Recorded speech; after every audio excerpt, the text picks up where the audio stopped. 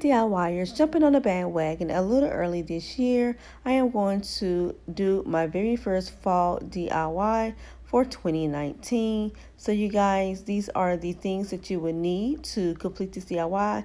This is a very simple and easy DIY. We're going to make some fall decor pieces, and we're going to glam up one of those cute little pumpkins from the Dollar Tree. I hope you guys enjoyed this video, and if you do, then go ahead and give me a thumbs up. If you're new here, welcome. Thank you so much for joining us. If you've not joined us, go ahead and click that subscribe button down below, and it's free, so you don't have to worry about anything. And also, you guys, don't forget to like, comment, share this video with all your family, friends on your social media, and I will see you guys in the next one. Peace, love, and blessings. Bye-bye.